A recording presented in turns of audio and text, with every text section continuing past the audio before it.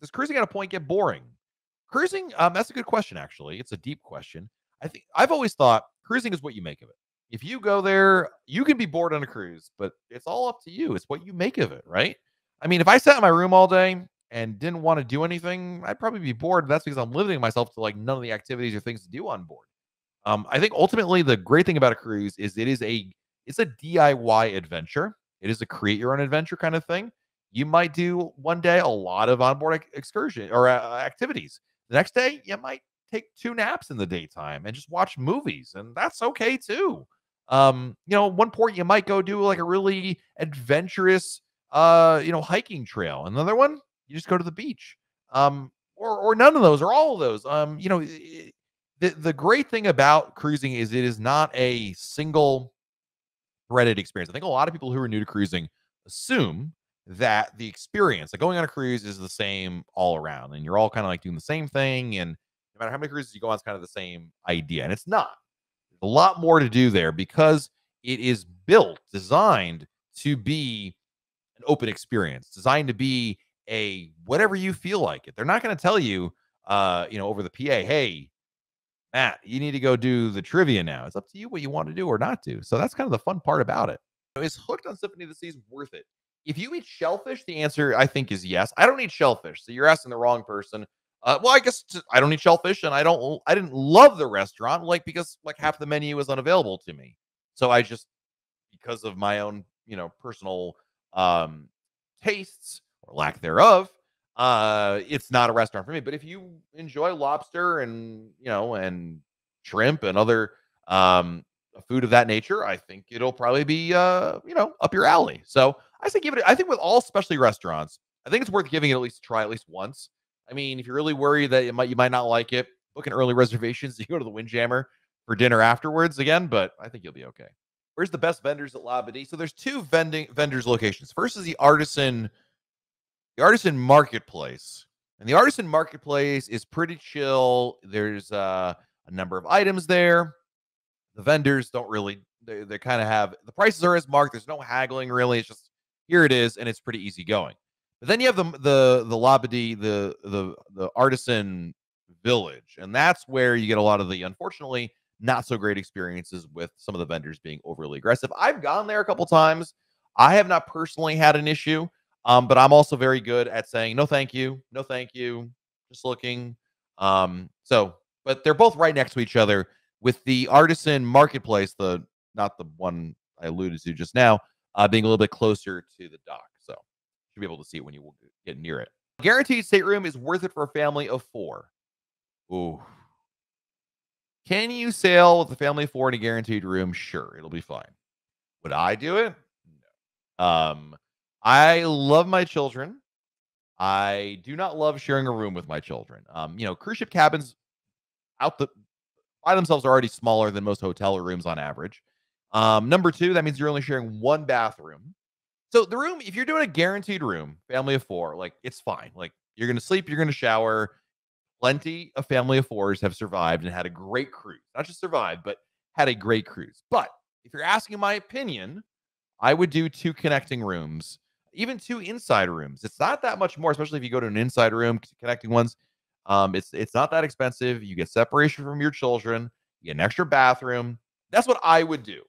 But on the surface, is that fine? Sure. There's nothing inherently wrong with that. Just you asked my opinion. I had to give you my opinion on that one, because that's how. But Matt is very much, I have a high maintenance. Certainly, as my children have gotten older, I've gotten more high maintenance. If you do the ultimate dining package, how much would you tip each server per meal?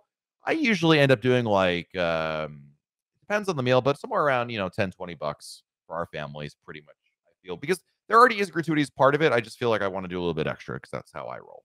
What are your thoughts on the infinite ocean view balcony versus standard ocean view balcony? So I've never done one on Celebrity, and of course they're going to be introduced on Royal Caribbean for the first time with Icon of the Sea. So I don't have any firsthand experience.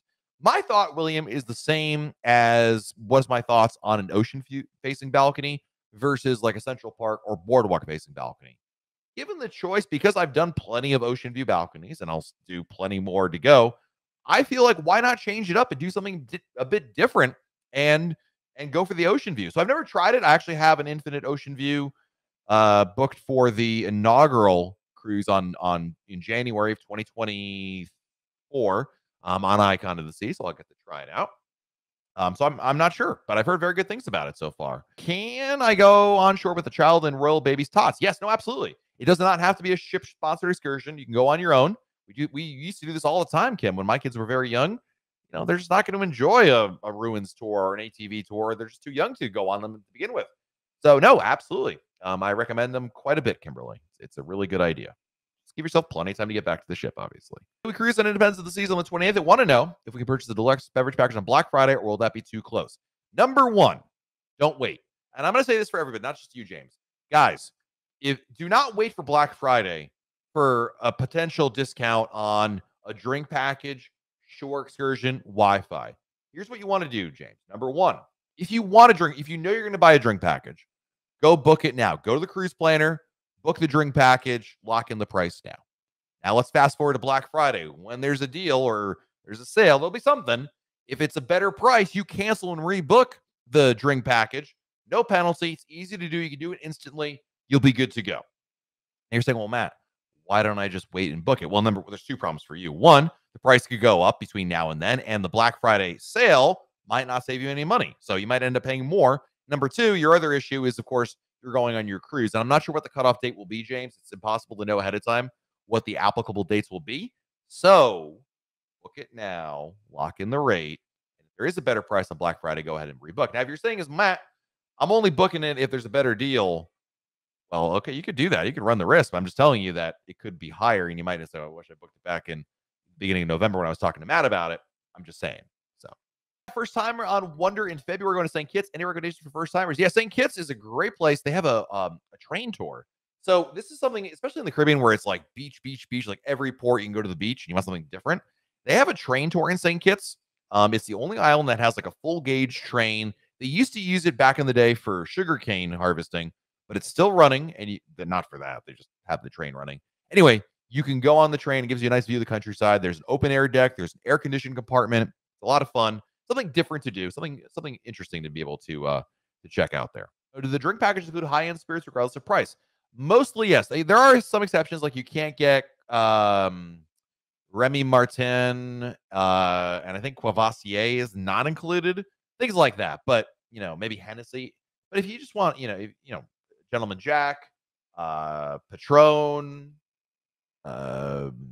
various vodkas that I can't think of off the top of my head, they're all included there. Most are included. You really have to go out of your way to find something that's not included. And there's a fair amount of premium liquors that are included. So yeah. Did you see a lot of people wearing masks on ships, or is that a thing in the past? A lot? No, it's mostly a thing in the past. There are still some people who wear them. And that's fine. It's their decision to do so.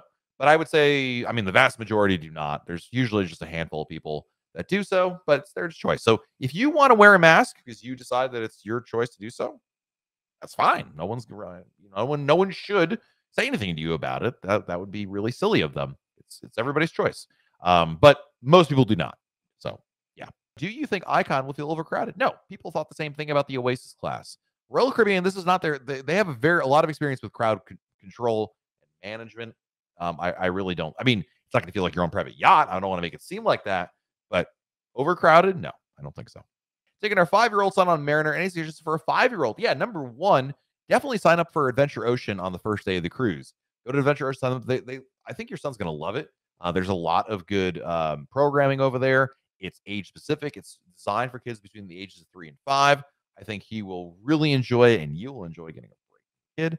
So it's win-win. That would be number one. Go do that. Usually the Adventure Ocean opens up for registration at like 1 o'clock on the first day. So go there then and register them.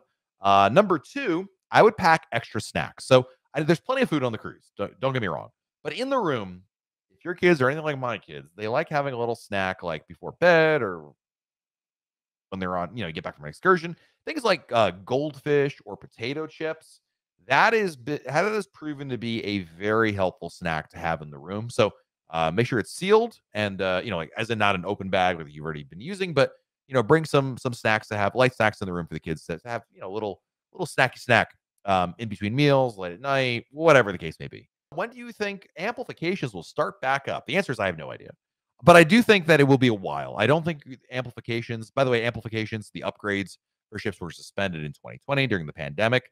Allure and Explorer did not get them. I honestly don't think we're going to see them for at least, gosh, another year or two.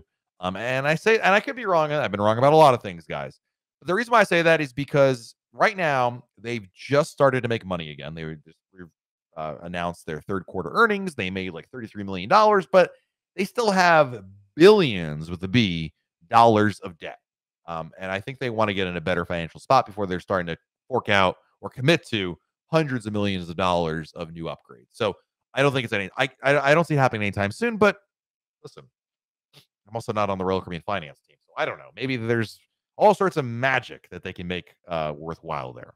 Do you think Royal Caribbean will ever sail to more South America like Brazil or Argentina or Chile?